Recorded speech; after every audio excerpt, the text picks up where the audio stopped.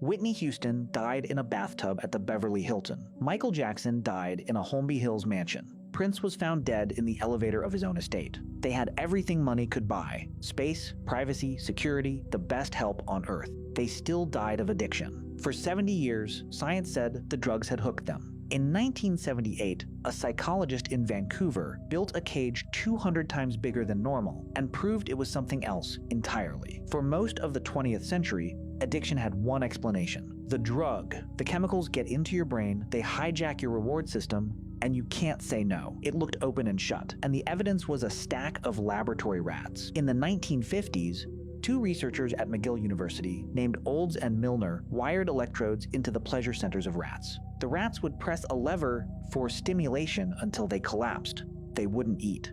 They wouldn't sleep. Some pressed the lever 5,000 times an hour until they died. Then came the drug studies. In the 1960s, scientists put single rats in small wire cages with 2 water bottles. One was plain. The other was laced with morphine. The rats chose the morphine. Then they drank more of it. Then they stopped eating. Then they drank themselves to death. Hundreds of studies. Same result every time. Drug equals hook. Brain equals victim. Willpower doesn't matter. This was the science the world built its drug laws on. Nancy Reagan's Just Say No. The war on drugs. A single milligram of heroin so powerful it could pull a soul out of a body. But Bruce Alexander, a psychology professor at Simon Fraser University in Vancouver, kept noticing something nobody else cared about.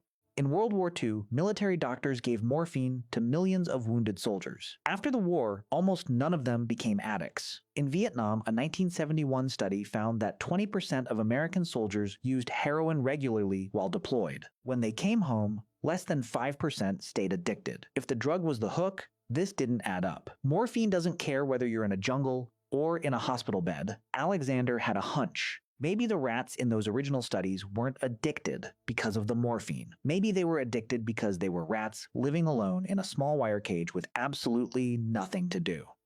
So in 1978, with 2 graduate students named Patricia Hadaway and Robert Coambs, he built something new. They called it Rat Park. Rat Park was an enclosure 200 times larger than a standard laboratory cage.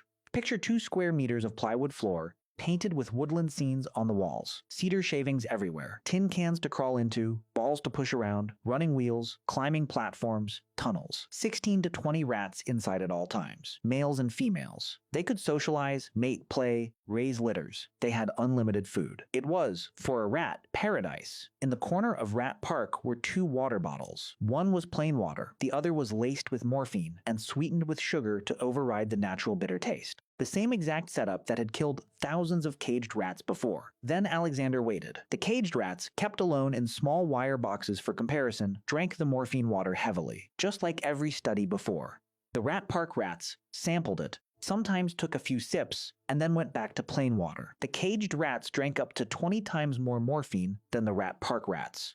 Even when Alexander forced the Rat Park rats to become physically dependent first, 57 days of nothing but morphine water, they voluntarily switched back to plain water as soon as both options were offered. They detoxed themselves. The caged rats kept drinking until they died. The finding was extraordinary. The same drug, the same dose, the same species. The only thing that changed was the cage. Alexander published the results in 1978, 1979, and 1981 in a journal called Pharmacology, Biochemistry, and Behavior. He submitted the same data to Science and to Nature, the 2 most prestigious journals in the world.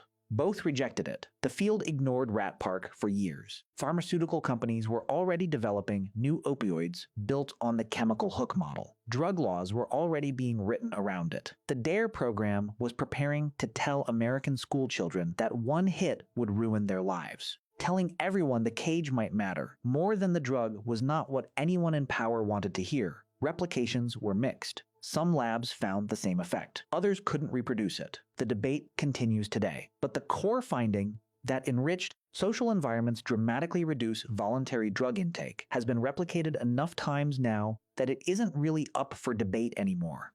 For decades, the work sat there, mostly unread. Then in 2015, a British journalist named Johann Hari wrote a book called Chasing the Scream and gave a TED Talk about Rat Park that has now been watched over 20 million times. He summed it up in one line. The opposite of addiction, he said, isn't sobriety.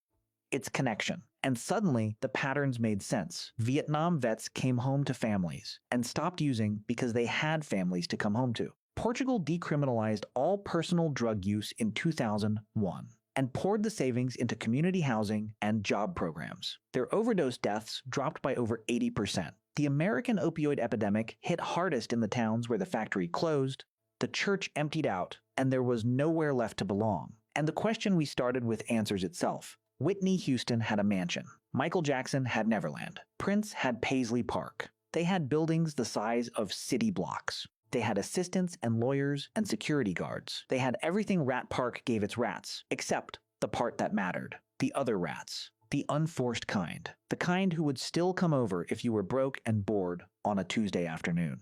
A mansion isn't Rat Park if you're alone in it. Money buys you a bigger cage. It does not buy you a park. The cage isn't the size of your room. The cage is the size of your relationships. And most of us are still drinking the morphine water. We just have better bathrooms now.